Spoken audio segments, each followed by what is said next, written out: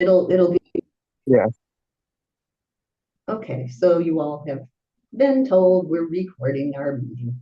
And this is February the 7th, 2026, and a very important topic, an issue that is generating a lot of press in many places because of the extreme environmental demands of these AI uh, processing centers. So our honored guest, Tosi Adegbija, has been active in trying to mitigate a lot of the problems. He's very good. He's a real cutting edge scientist researcher on innovations and of technology, but he's not a booster. There's a difference. I would say he's half critic. So what he does is he uses it, he studies it, and he has many awards that you can go back to his description to see. He's a distinguished professor. But he also tries to foresee and mitigate the damage that new technology does as it's coming in. And that's why we are so honored and pleased to have him speak. And I hope that I did justice to you, Tosi. And I will just, at this point, turn it over to you and your slideshow. That was very kind. Thank you, Gloria. So it's good to be here again. I'll go ahead and share my slides. Can you all see the slides?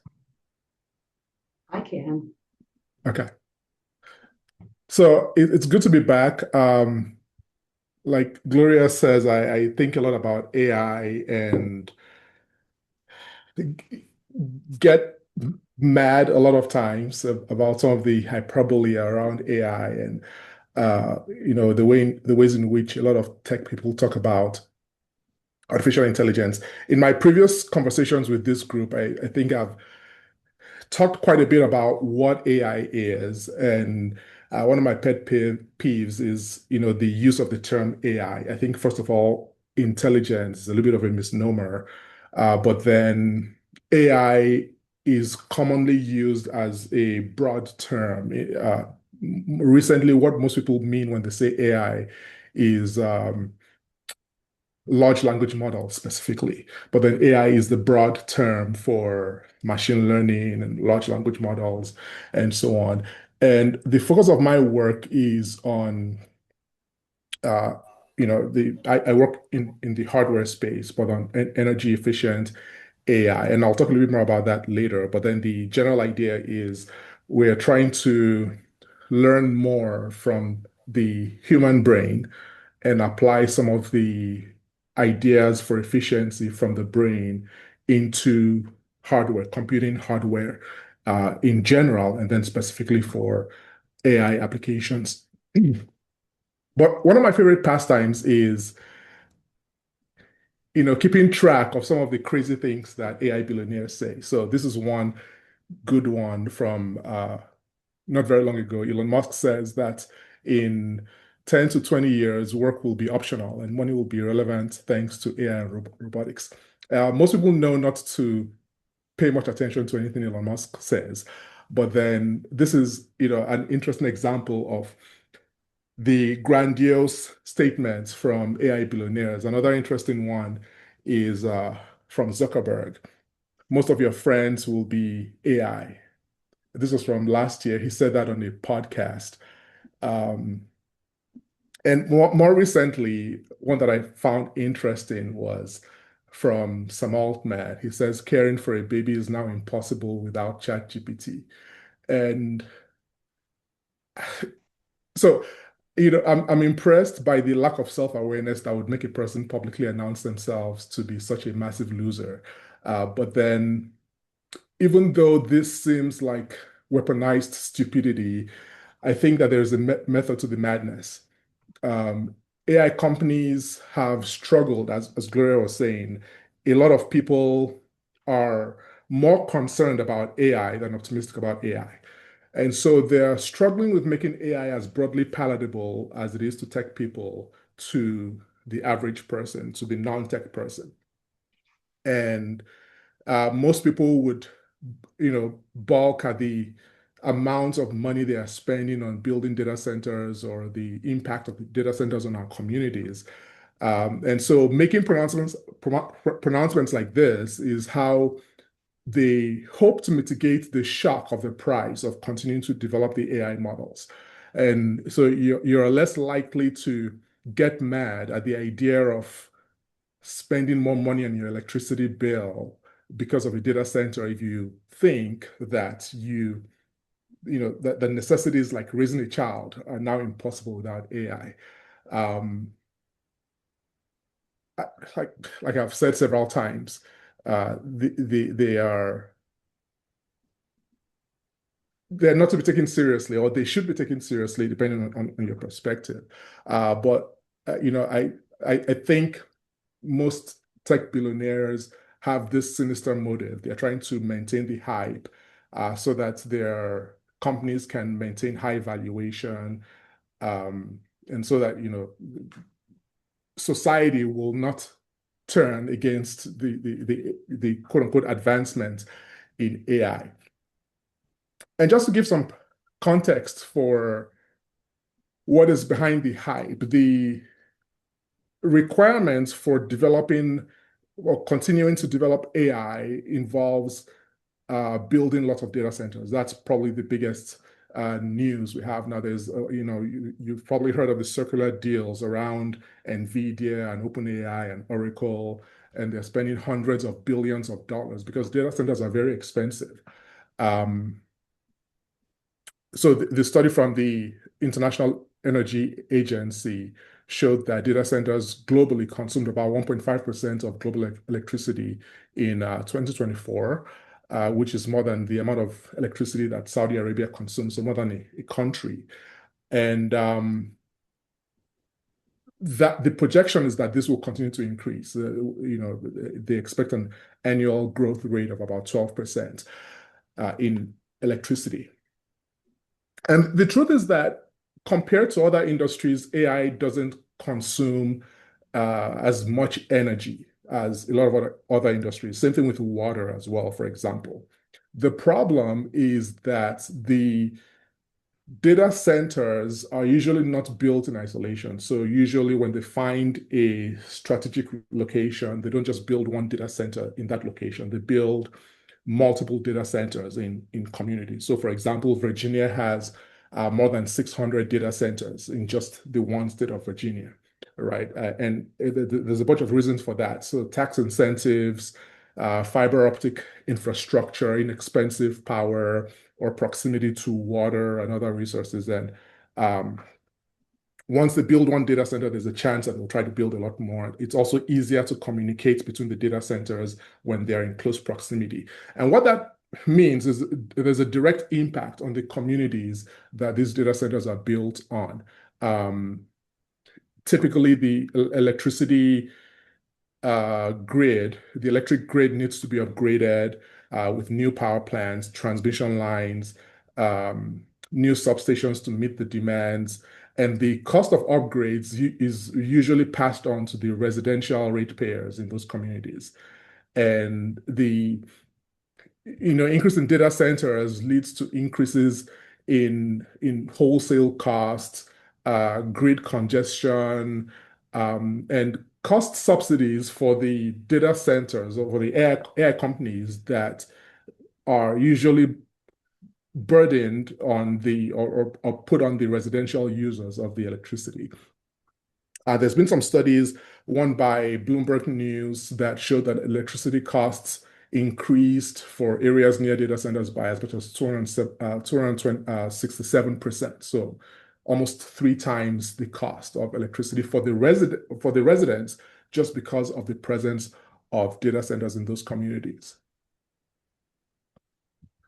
And this trend is just getting worse, right? They're building more data centers. This is some analysis from April of last year. More data centers are being built, and the expectation is a doubling in 6 years, which is a much faster growth than most other sectors. I alluded to this before. The caveat is that the energy consumption of data centers is still more modest than a lot of other domains. So this is an example of other industries and how much energy data centers consume.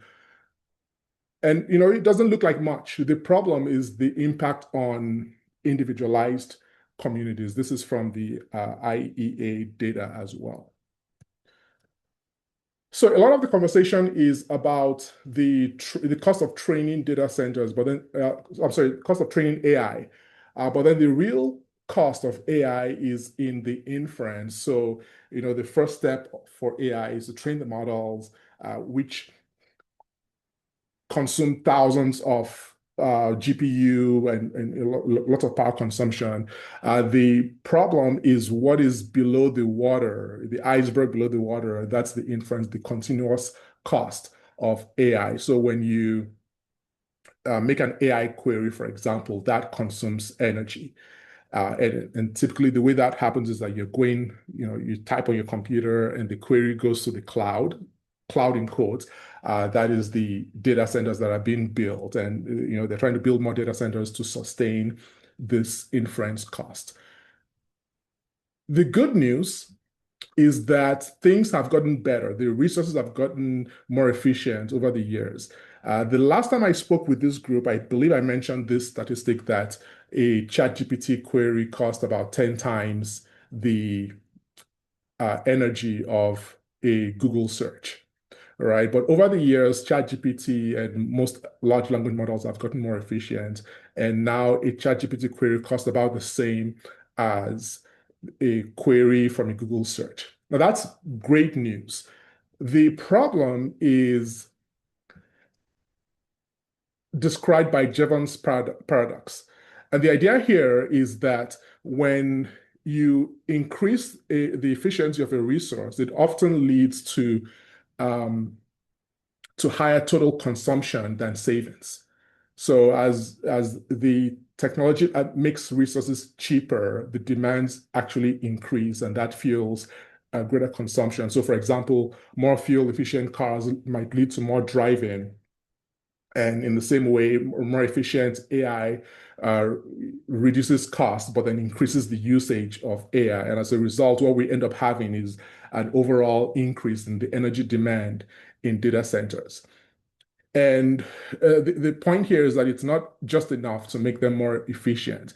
That's one of the things that I focus on. But then we also need to limit the demand for the resources and create systemic shifts that move away from models that solely prioritize throughput.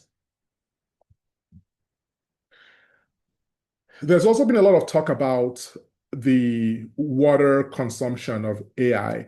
And the truth is that in general, there's been a lot of studies about this. AI doesn't consume more water than other industries. The problem is the localized impact of AI on communities where the data centers are built. Like I said before, data centers tend to be built in clusters. And if a data center is built in your city, some of us live in Tucson, there's likely to be more data centers built because it's easier for the companies to utilize the resources and communicate more effectively between the data centers.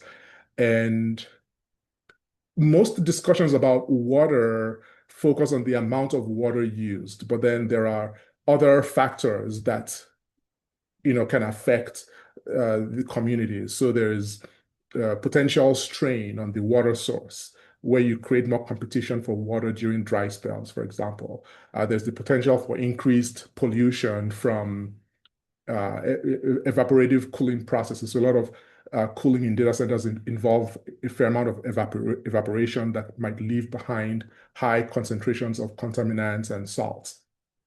The infrastructure gets stressed. And the point of this is that even though at a grand scale, AI might not consume more water than other industries, it still has a potentially very negative impact on communities where AI is, where data centers are built. So my argument is that one of the biggest problems is that we are not using the right tool for the job. Like I said before, AI in common parlance usually refers to large language models. And these large language models are called large language models because they have potentially trillions of parameters. So the parameters are the internal numerical values that a model automatically learns and adjusts from its training data to make predictions. So essentially, simply put, the parameters allow a model to store more knowledge, and it helps the model to recognize complex patterns and achieve better accuracy. And the conventional wisdom for large language models is that the bigger the model, bigger meaning more parameters, more data, trained on more data, the more intelligent the model is. The problem is that when I go on ChatGPT and make a query, say, what is the capital of France, for example, I'm using the same model that has been trained on organic chemistry and computer architecture and physics. So you're using this large model to solve a very small problem. And a lot of companies are being built. I was telling Gloria before we started recording that I had a meeting with a lawyer from New York yesterday, and he was talking about how many companies in the legal space are being, pitched to them every day. And a lot of these companies use large language models for trying to do something specific in the legal space. And what we're doing here, it's equivalent to killing a bug with a shotgun. We're using the wrong tool for the job. And even if you succeed in killing the bug, you're more likely to cause more destruction than what killing the bug was worth. In the worst case, you potentially harm other people. So one of the reasons for so like I said, first, big picture problems that we're using the wrong tools for the job. One of the reasons for that is the hardware that underlines a lot of AI today, a lot of machine learning, is based on the GPU, which is a very powerful computer, but then it's very inefficient. It consumes a lot of power. It's notorious for that. And even though over the years, companies like NVIDIA and AMD are building more efficient GPUs, they still consume lots of power. So the H100 GPU, for example, consumes up to 700 watts per chip. One of the reasons for that is the von Neumann paradigm, which was invented in 1945. And the idea here is that you have a separation between the processor and the memory. And so if you're trying to perform some computation, for example, you need to move data from the memory to the processor, perform the computation, and then move the data back, the solution back to the memory. And that transfer of data between processor and computer, and by the way, that's how all your computers are designed. Your laptops and desktops and mobile phones all have separate processor and memory. That's a fundamentally inefficient model for computation because the communication of data consumes a lot of energy, and in some cases consumes even more energy than the actual processing of data. So that's a problem that we're trying to solve. Like I said, the GPU paradigm is powerful but inefficient, optimized for throughput, not sparsity. Sparsity means that there's not always data to compute, right? But then the GPUs are built to perform as many computations as possible at any given time per second. And the GPUs keep processing every clock cycle, whether information changes or not. So that would be equivalent to your engine running at 500 revolutions per minute at a stoplight. So essentially, we're wasting energy. So my argument is that the right approach to solving what seems like an intractable problem isn't building more nuclear power stations or even building data centers in space, as Elon Musk is trying to do, as well as other companies like Google. But then we need to rethink how we deploy AI. And this is not a revolutionary idea. I think a lot of people would agree to this who are not fully bought into the AI large language model hype. The first step is right sizing the software. And what that means is not using a large language model when you need a small machine learning model. So, for example, not using a large language model when you have a tool that is meant for summarizing text, right?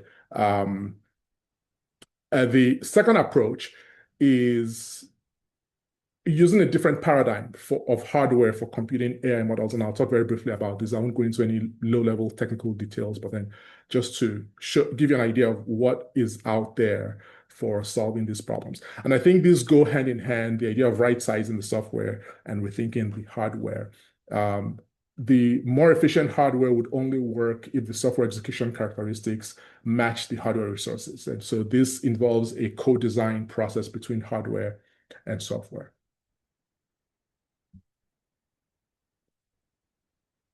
So the first approach is what I call context-specific AI. And the idea here, so for example, you're trying to summarize text. This is an example I use a lot. And I do some work in this space in the legal field as well. You don't need the model to understand context for every kind of text, right? You can build something specific to medical text, for example, or use much fewer parameters, which means a much smaller model that will be as accurate as a large language model like ChatGPT or Google's Gemini, while being a lot more energy efficient than any of those models, right? So you can achieve the same goal. It's kind of like specialization. When you're a specialist, you're likely to be faster, you're likely to be more efficient at doing a task. And this involves fine-tuning small models for a specific task. There are other more technical approaches like retrieval augmented generation, or RAG, which involves using a small model plus a database that acts as some form of ground truth for the small model. So even though the small model doesn't have as much context as a large language model, it's able to perform as well or better than a large language model just because it has that external knowledge base. So for example, a company documents or databases that helps it to ground its responses before generating the response. So this also, reduces hallucination, which is one of the major problems with large language models. This approach has been used in different domains. It's not as much as I would love to see, but then there are lots of potential domains where this could be used in legal review, for example, rather than using a trillion parameter ChatGPT model. You can use a much smaller $3 to $7 billion parameter, 3 to 7 billion parameter model while achieving the same result as a much larger model. This can be used in the medical domain, in predictive maintenance, and so on. The second approach, the hardware approach, is inspired by the brain. So this is something I work on specifically, the idea of inspired by the brain, by the human brain, which consumes no more than 20 watts of power, versus supercomputers that consume megawatts of power. The brain, I always like to use the example of, when I'm speaking, I'm using my vision and my voice and my hands, and I'm doing so many things. It's an amazing processing system. It doesn't do it justice to call it a computer. But then the brain only consumes so much power. And we know there are a few reasons for that. One of the reasons for that is the fact that the brain doesn't have a separation between processing and memory, right? So you're not transferring data. That's one of many reasons. It's not the only reason. But then the idea for the second approach to mitigating the cost of AI is the idea of neuromorphic computing. Essentially, neuromorphic computing is computing that is built, inspired by the way the brain processes. And the three key principles to neuromorphic computing is locality. So that's going back to the earlier example, not separating the memory from the processing. So that'll be equivalent to, that separation is equivalent to going to the grocery store or walking to the grocery store every time you need something, right? If you build a kitchen in the grocery store, you'll cook much faster and use a lot less energy than people who have to go to the grocery store every time they need an ingredient. Of course, the problem with that is that that wouldn't work for everyone. And so it's usually context specific, it's usually application specific. The idea of sparsity is that you only compute when something changes, right? So we don't always need to perform computations if the input information hasn't changed. And so we leveraging that sparsity can be significant for saving energy in AI deployment. And the third one is asynchrony. This is where parts of the chip, all the parts of the chip don't have to be working at the same time. You can turn off parts of the chip that are not being used at the moment. And there's a lot of work being done in this domain. Intel's Loihi chip is an example of a neuromorphic computer that attempts to use these principles for improving the efficiency of AI. IBM True North is another example. Spinnaker, these are all chips that exist right now. Some of them are still in the research domain, but then I think future AI systems will leverage this a lot more.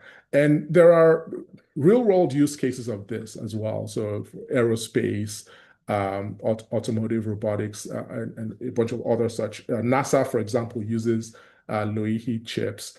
And these chips can be up to 100 times more power efficient than traditional GPUs for processing AI applications. So there's still a lot of challenges, and this is just the very high level summary of what is happening, what some of the research going on, and how we can address the efficiency gap. But then there's a lot of challenges, the software gap. So programming spiky neural networks. I think I talked about spiky neural networks the last time I was here, but then spiky neural networks are the kinds of models that will work best for neuromorphic computing. They are more biologically plausible. They try to model the brain's approach to computing a lot more closely.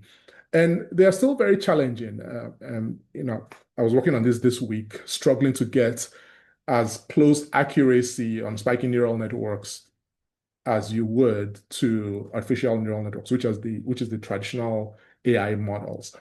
And so we need a lot more research and a lot more tricks to make these computing approaches match traditional machine learning AI approaches. And one of my ways of going about this is I interact with neuroscientists to try to understand the brain better and then find computing principles in the brain that are well understood by neuroscientists and try to find ways to implement those computing principles in hardware and in AI processing.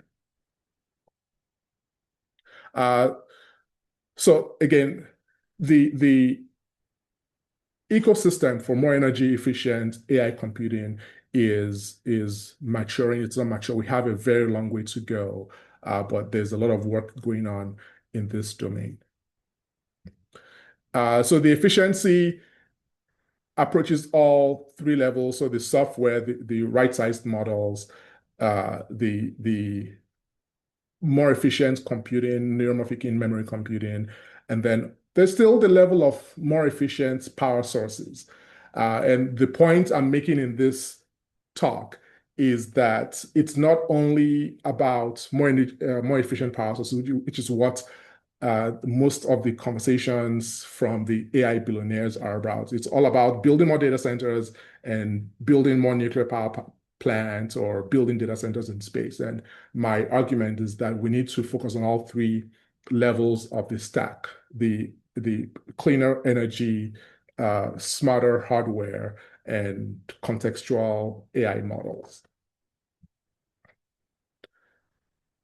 So I don't think that we'll ever get rid of the cloud model for AI. And AI will continue to consume resources, but then the argument is that it doesn't have to destroy our environment.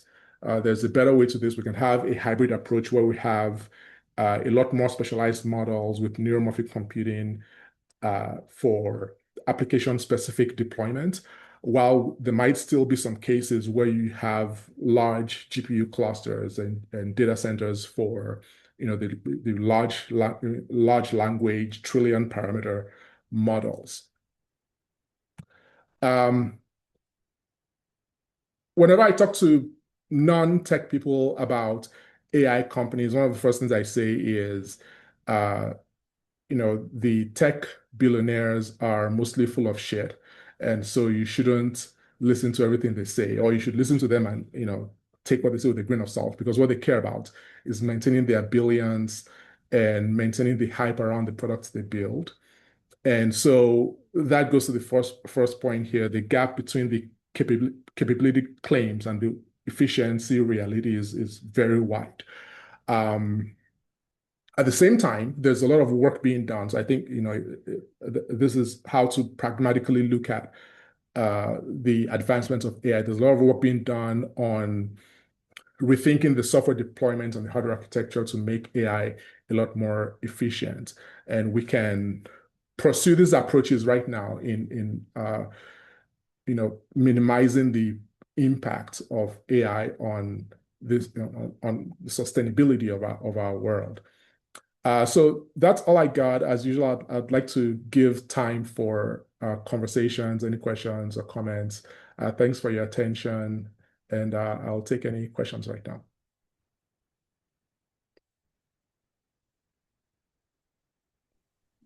Do we have any questions from the audience?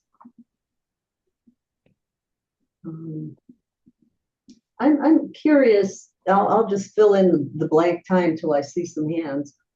Yeah. I'm curious, like what types of little small jobs, say that if you're a researcher in the humanities or something and you want to find an analysis of some novel, for instance, would that be suitable for this smaller model? Yes. So the thing with the large models is that they are trained on, essentially they're trained on the internet, right? And so to do the analysis of your model, you don't need information about chemistry or physics, uh, or computer architecture to do the analysis. Or you don't, if you're doing an analysis of a novel in English, you don't need knowledge of French and German, which these models are trained on. Right. So again, the challenge, the problem right now is that we don't have easily accessible small language models to do what you're asking for. So if you wanted to do that today, you would need to use one of the large language models, right? To achieve that small language model capability, you need to do a fair amount of fine tuning so that the small language model is able to understand the context for the summarization of the novel. And that involves a lot of technical know-how to do that right now. I appreciate that answer, because that's a lot of what people do is searching text, whether in legal right, or other environmentalist groups, looking for certain texts and then getting the high points and analyzing them. I thank you for that. And I can see where it could be done, where you would just say, like with the not French, not Spanish, only English or whatever. Those are those rerouting. And I do see Alice Wittenberg raised her hand. Alice, do you have a question? Yeah, hi, thanks. We might have two questions here, but my question, it has to do with Elon Musk, and I was really relieved to hear you say that he's mostly, not to be taken seriously, because when I heard him say that he wanted to put 1 million solar-powered data centers into space, I was terrified by that. I mean, is that possible? Is that anywhere near possible? And if it is possible, what would the consequences of that be? So is it possible? Frankly, I don't know. I want to say yes. I think it is possible.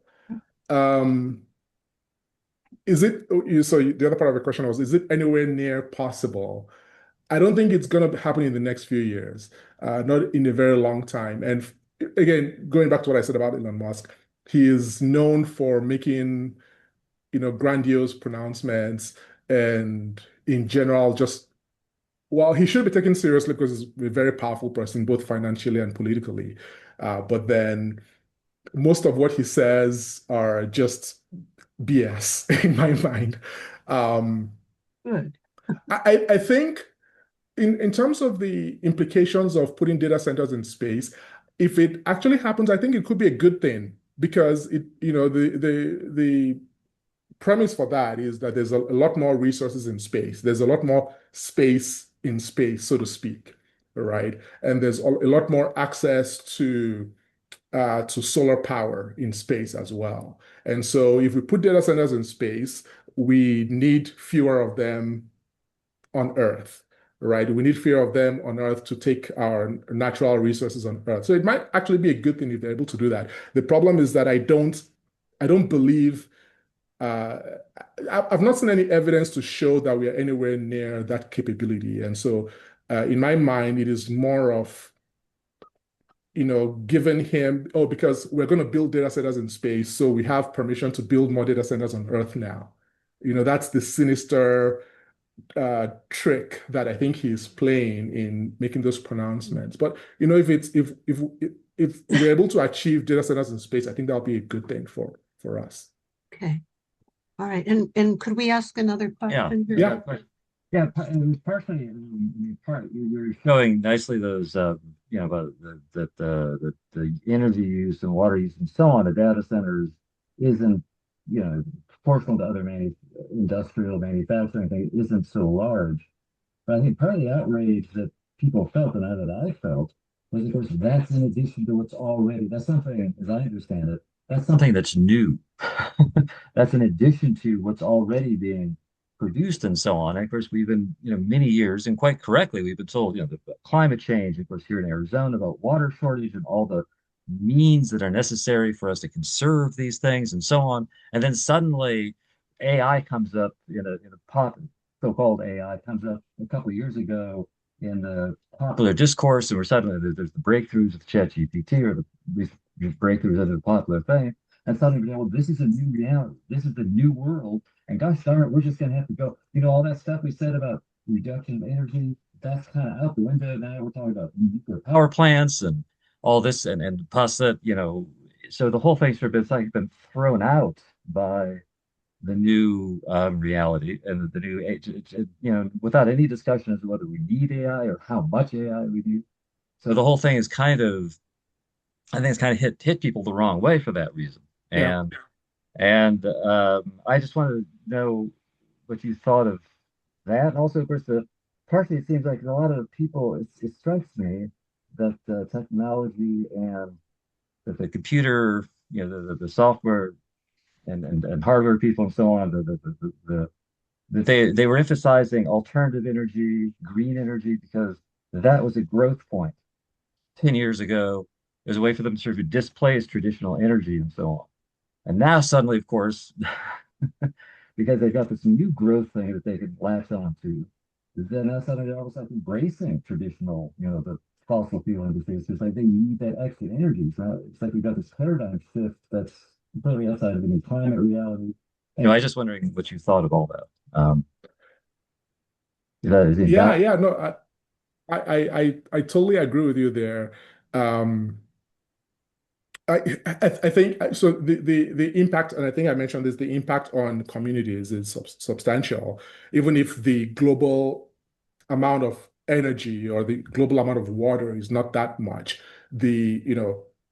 Arizona doesn't have excess water, right? My understanding is that we don't have a near-term shortage, but then in the long term, there could be a problem with water in Arizona. And then when you add all the data centers and adding the fact that you're likely not just going to have one data center, you're going to have lots of data centers in Arizona. We already have lots of data centers in Arizona. We'll have a lot more because companies like to cluster the data centers in communities. And yeah, that is a problem. And I think it goes back to this is my cynicism about tech people coming out, even though I'm a tech person myself. But then there is no fundamental principle beyond money. So when a lot of tech people talk about caring about the environment or climate change, they only talk about that because it is what is currently societally acceptable, right? And then when there's a new administration that doesn't care about that, or when there's a new zeitgeist, they change their tune. Whatever will keep the billions coming in is what they care about, right? And it makes us feel helpless because they have all the money in the world and they have control of politicians. And in my mind, one of the things to do is doing research about politicians and their stance on the ability of AI companies to build without any constraints in the communities and vote out public officials who are too stupid to realize that they shouldn't give the keys of our communities to AI companies, right? So there's really not much we can do about personally, at least, I don't know what I can do to prevent Meta or Google from building another data center in Tucson. At the same time, I like to also say that, AI you made the point that they've not asked us if we need AI. And that's a common thing with Silicon Valley and the tech world.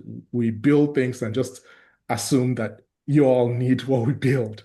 And that's not always the case. But the truth is that AI is very powerful, right? Large language models.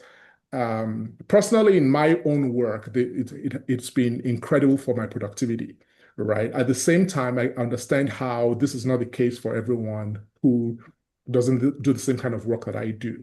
And I think we need to do a better job of explaining what these technologies are and not assuming that people would use or need these technologies just because we build them, right? And again, it's part of the arrogance of the tech mind. We think that if I build something, it must be useful, and that's not always the case. So I realize that's not a good answer to your question, but I guess saying that I totally agree with you in your concerns, and public advocacy might be the best way to go about this. Thank you. Thank you. Sorry, I hope that was helpful. I don't know. Oh, yes, it was. Yes. Thank you. Yeah. Thank you. Maybe I could suggest, since I know Alice and Greg, that Tosi might be a good speaker for something done, by our advocacy groups, because there aren't many bridge people between us and the powers that be in AI. We're in National Writers Union, and we're very concerned about generative AI and the way it uses our writing and, things that we have published to create new, quote unquote, works. Yes, there's definitely. Mm-hmm. Yeah, no, that's definitely a problem. And I think that goes to Bob's point, the idea of how AI is learning. One is learning based on your writing. And there are some practical things actually. So if you have a website and you have your writing on your website, there are ways to prevent AI from crawling your website. You can explicitly prevent that from happening. But then the problem, which Bob brings up in his comments, is that AI is now learning from the output of other AI, because there's a lot of AI on the internet now, right? And so AI is using those hallucinations to learn. And what ends up happening is something called model collapse. And this is a technical term of when AI learns from other AI and then essentially degenerates the quality of knowledge. And that brings us to the point of the fundamental idea of intelligence in the first place. I don't think the AI tools are intelligent in themselves. I think you still need human intelligence for any kind of intelligence.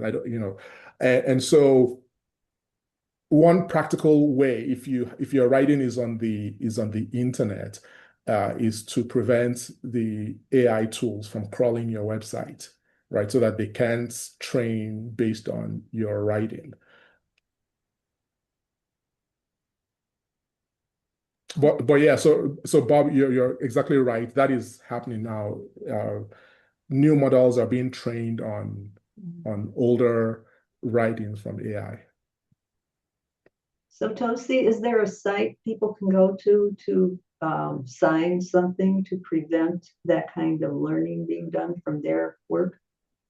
No, there's no site that I know of. You can add some. So I could find what is. So it's some code you add to your website, and that's a problem also because it's not, unless you are a web developer or you're familiar with the process of building websites, it's probably not as easy to do, but then it's something you can add to a website. So if you submit your writing to a website, for example, and if you have some control or leverage over that group, you can ask them to add this code to the website that prevents crawling of bots on the website. So it's not something you sign, it's something you add, some code you add to your website to prevent that crawling. Yes, and that again raises, it's like a macro or something. So if it's a macro or something that can be added either to your text or to a website, do you have the macro? I can get it for you. That would be very helpful. Yeah, And so it's added to the website, not to the text. But then yes, right. I can get that for you. Yeah. So for instance, I know Greg and Alice have a website, the Cafe Uriel, and they could, Uriel, I don't know if I'm probably pronouncing it right. They could add that code to that website, and maybe a walkthrough with a couple screenshots might be helpful. Yeah, I showing the DOS commands that you would use or whatever. No, not DOS commands. It's just so there's usually on a website there's a text file called robot.txt that guides the crawling of data on your website, and it's relatively straightforward if you can get into your server just to put that code on there. So I'll look it up and send it to you, Gloria, so you can share with the group. Oh, I think that would be very helpful for people, and then to help people know, and will not take any responsibility for anything that happens to their computers if they try it. But it's pretty straightforward, it's something. Nothing bad will happen. Nothing bad will happen. Okay. How's that, Alice? Now we're about 3 steps ahead of where we were. We've made websites, so we would know where to put that, and that is a good idea. Okay, perfect. Yeah. Yes. So thank you. I see Starlet Swan has a question. Hi. Hi. Thank you for the knowledge of that code, because I think if we writers, we really need to protect what we do. So I can't wait to get the code to add it to my website. I'll send it today. It's literally just because it's actually very easy. It's a robot.txt file, and you just have some code in that file and I'll write the code. I think it should be usable by default the way I write it, even without necessarily customizing it for yourself. So all you need to do is just take the code and put it on the base directory of your website, and that should prevent your site from being crawled by AI. Sort of a screenshot where, for those of us that aren't quite sure, it wouldn't hurt to have a screenshot of your, the information thing where you can actually see the code of the website. That's wonderful. Yeah, because not all of us, I have created websites, but it's been a long time, and I haven't messed around in the code of mine. I also belong to the Women's International League for Peace and Freedom, and I'm sure they have an IT man, and I'm sure if I give him just that code, he'll know how to attach it to that group. So that will be good. This is wonderful. And for it to be easy, who knew? Okay, so I have a couple of questions. Yeah. I do want to comment on what was being talked before. And at the beginning with AI, one of the things that they kept saying is that it could be a way of finding a solution for climate change. And there's a hypocrisy there because now it's the opposite. It's actually making climate change worse. So I I I understand what you're saying, that it could just be that they said all of that just so they could gain our support. But now, what do we do? Obviously, this is what you're talking about. And you say that this is based on trying to mimic how the brain works. So, my we don't really know how the brain works. Is that an issue in trying to build this? Because you're trying to build it on something that we don't have all the information. Yeah, you're right that we don't have all the information about how the brain works, but then we do know some things about how the brain works. We know some computing principles of the brain, and those. So the goal or the ideal is not necessarily to replicate the brain in hardware or in the AI deployment, but to learn from the brain and why is the brain efficient? So a simple example is that the brain doesn't have a separation between processing and memory. That we know for sure about the brain, right? And so combining processing and memory in one structure. So that's part of my research in memory computing, for example, substantially reduces the energy consumption of computing. The problem with that is that it's going back to your point, we still don't know exactly how the brain does everything it does. And so because of that, even when you achieve in memory computing in hardware, it's good for specific kinds of applications. It's not a general purpose computing. And that's why we will never get rid of the separated processing in memory paradigm.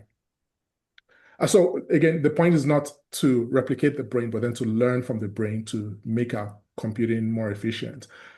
And going back to your point about AI being used for climate change, I like to make the distinction between AI and machine learning, right? Machine learning is a subset of AI. AI is a broad generic term. And the main problem we're having today is with generative AI, large language models, ChatGPT and Gemini and Claude and the rest of them.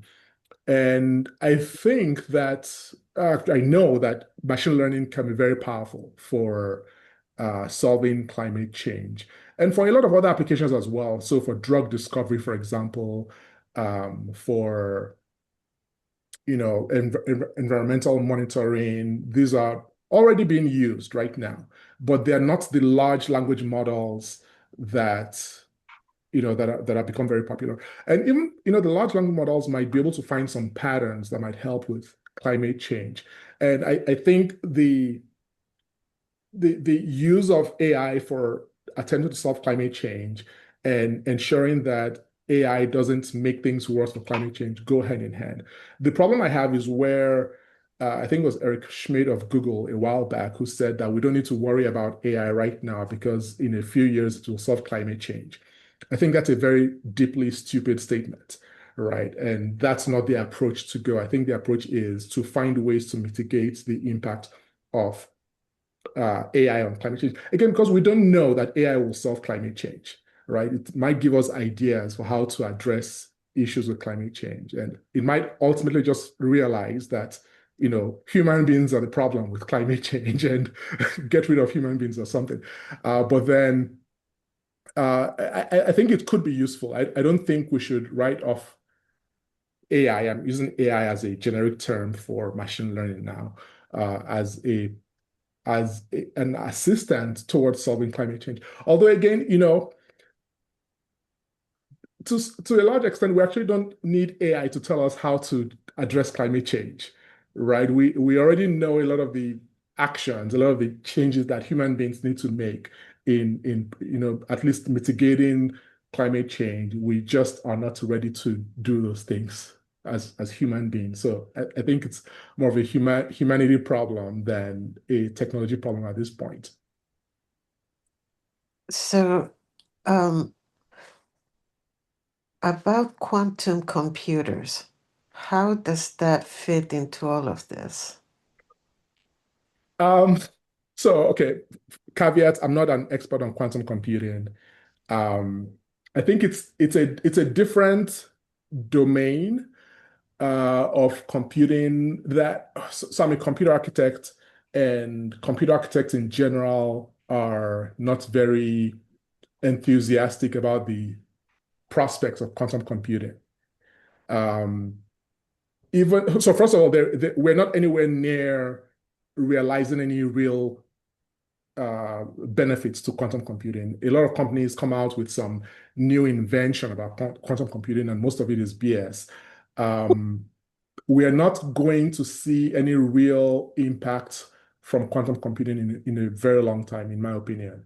I might be wrong about this, obviously, but then I don't think we'll see anything in 5, 10 years, maybe even longer. And it's very likely that that we may never see anything from quantum computing ever. So I don't know. I don't think it has much to do with AI, and it's not something I'm personally worried about at this point. My last question, and Yeah. it may be something completely out of what we're talking about, but I'm really concerned about how AI has driven some people into suicide. And I would like to hear your thoughts on that because technically, AI doesn't have emotions, doesn't feel. But the way it is written, the way it reacts with humans, it makes humans believe that they do. And it's been very sinister to see even there was one case where the AI portrays suicide as something romantic and something Mm-hmm. it's I if everything that is coded has been coded by us humans. So does that mean that that has been coded into AI to behave that way? No, I don't think it's been coded into AI to behave that way, with some caveats. I think the way AI is trained, it's trained on a large corpus of data, right? And it learns from Reddit forums and Twitter posts, and it learns from both the best and the worst of humanity on the internet, right? And that's how it responds to people. The problem, I think it's very sinister because the problem is that it has been deployed without necessary constraints to prevent those kinds of scenarios from happening. And so I think it's less of an AI problem and more of a humanity problem, a problem of the people who built the tools without any constraints.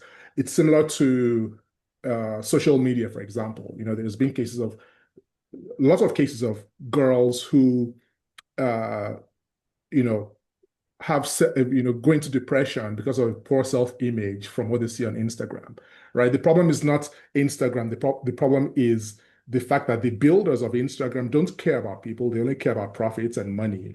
And so they've not built the necessary constraints around the tools, because building those constraints will reduce the spread of the tool, the virality of the tool. They ultimately want you to spend as much time as possible on the AI chatbots, for example. And those like romanticization of suicide, for example, usually happens after someone has used AI they chat with it for a long time, and companies anthropomorphize the tools. And so the teenager who is chatting with this tool thinks that he or she is chatting with an intelligence. right? So I think it boils down to one, the way we talk about AI, and going back to Chris's point, that they use AI as a tool in his company. I believe that was the point there. And no one is chatting with Microsoft Excel, for example. The problem is that companies talk about AI like it is some intelligent being, and people who don't understand better believe that and create relationships with these tools. So, for example, one of the ideas that's floated around that I agree with is that people under the age of 18 should be restricted from using chatbots, right? Because they don't have the brain development to decipher, good from evil, especially when interacting with such devices. But also, tech people should do a better job of explaining what these tools can and can't do. Thank you. It seems like AI is a reflection of humankind. I think it is. I think it's it's trained based on uh, based on human writing and human interaction, and so it does reflect what it has been trained on. It doesn't have any emotions. It doesn't have any sentience. It's just reflecting what it's been trained on. Thank you so much. Thank you. And so I think I addressed Chris's comments. And just to clarify, I'm not a computer scientist. I'm a computer architect. Those are different things. Computer architects typically involves a lot more hardware than the computer scientist, and we have a different perspective for how we approach computers than computer scientists typically do. And that's why there's a different department entirely from. So I'm not in the computer science department. I'm in the electrical and computer engineering department. Hope that clears things off, Chris. I know Chris had a lot of comments about his various softwares, starting with AutoCAD way back when. And also Bob, my husband, has a lot of comments about how these processes work within the field of planetary astronomy and mapping asteroids that are NEOs, near Earth objects. I wonder if either of them could just relate one of their experiences so that you might have something else to say about that. Yeah, I can chime in here that personally I haven't used AI much, but I know that our firm is trying to leverage the benefits of it because we know that other companies are doing the same thing, trying to make the most of the new technologies that are available. But like I said, it's a tool for us. It's not a replacement for having somebody use their brain to figure these things out, and somebody needs to sit there and tell it what to do. So in my limited experience with this, it's not a replacement for somebody, and it's not thinking on its own. It's reacting to somebody at the moment, and that doesn't really, in my mind, equate to an actual artificial intelligence. This is more still computers reacting to somebody inputting information into it. So um I I kind of don't like the term that's being used right now as artificial intelligence because it's not really that yet in my perspective. But yeah, so Yeah, no, I'll agree with that. In fact, last time I talked about AI with this group, I did mention that I think the term intelligence is a misnomer because it is not intelligent. And again, there's a lot of people who disagree with me about that. They think it is intelligent and it is, it has emergent intelligence, and it emulates intelligence. It emulates language, and language. There's a lot of studies to show that language doesn't necessarily equate to intelligence. So I'll agree with that. And I agree with you that it is a tool. It is a very powerful tool. And one thing I tell my students a lot is don't offload your thinking to AI because if you do that, you'll be at a disadvantage, right? And so it could be very powerful in helping. So I use it a lot. I use lots of large language models. I use all the three major ones, Gemini, ChatGPT, and Claude a lot every day. And personally, it makes me a lot more productive, especially with coding. They're very good at coding, and that's because they've been trained on a lot of code. And they are very good at a specific kind of code. So, for example, in my work, we do hardware description languages, Verilog, VHDL, and large language models are notoriously very bad at that kind of coding. And the reason for that is because there's lots of really bad code on the internet. And because they are trained on a lot of bad code, they do generate lots of bad code, right? And so you still need to be engaged with the process. And you, in my mind, never trust outputs from AI. They can help you speed things up, they can help with analysis, but always check what they do. And so framing them as a tool, a very powerful tool, probably more powerful than most tools from Silicon Valley that we've seen in the past several decades. I think framing them as a tool will help society, react to them a lot better and not think of them as a therapist, for example. Unfortunately, there's companies building AI therapists, and I think that's just a recipe for disaster.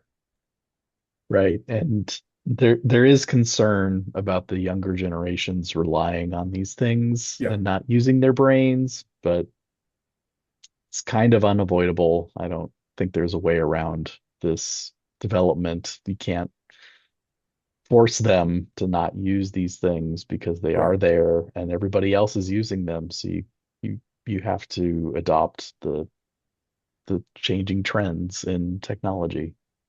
Yeah. And Yeah. I say that in my class as well, right? And that's why I don't tell my students they can't use LLMs because it's just there's no way to stop them from using it. But then I try to teach them how to use it to make them more productive without getting rid of their own thinking capabilities, right? The human being behind the AI still needs to be a thinker and needs to actually do the work. And I still like to emphasize fundamentals, for example. And understanding fundamentals will help you utilize tools better, not just AI, but then any tools. But I agree with you that it's a problem. We can't put the genie back in the bottle, unfortunately. And I think it boils down to communicating better about what these tools can and can't do and what they should and shouldn't be. Could I say something here? I think there's a class element here as well.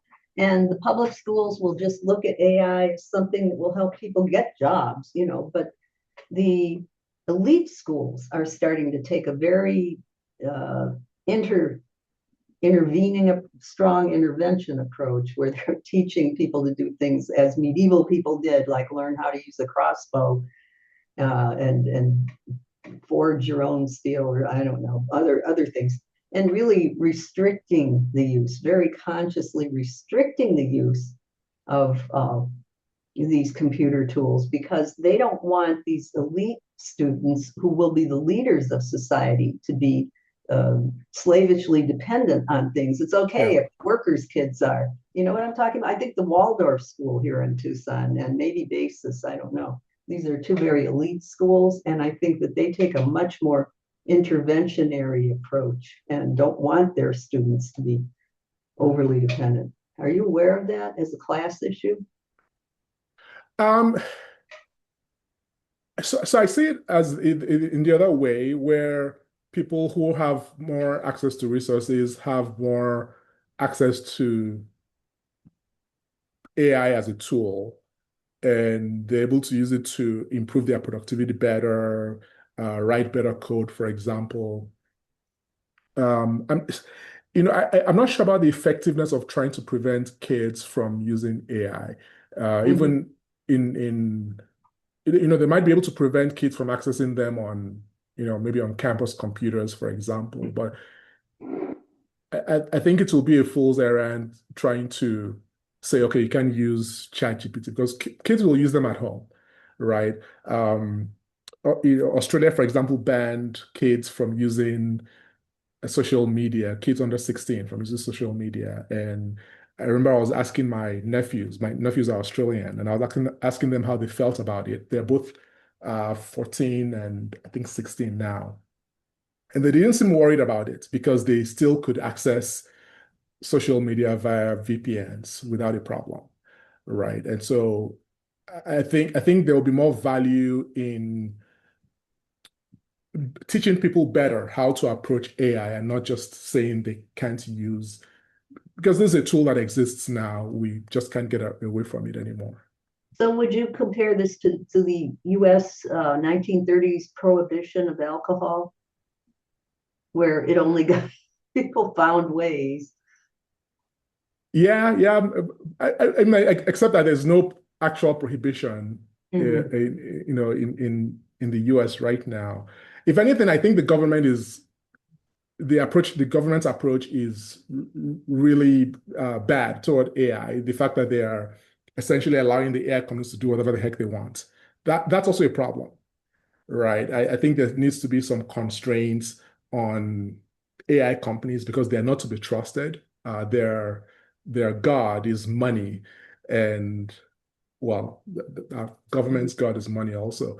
But I think there needs to be constraints around AI companies, and that comes through policies, and that's why political or public advocacy, I think, could be very valuable in Well, that I think respect. I'll see that we're really in a hard place because I do get the Chronicle of Higher Education in my news feed, just the headlines, and that's the journal that's read by the heads of departments and whole Right. universities. And all they're doing is saying how you can better use AI at your college. There's not a lot of yet, maybe there will be, but I'm seeing a lot more how to accommodate it, how it can Yeah. help your college, how it can help your university.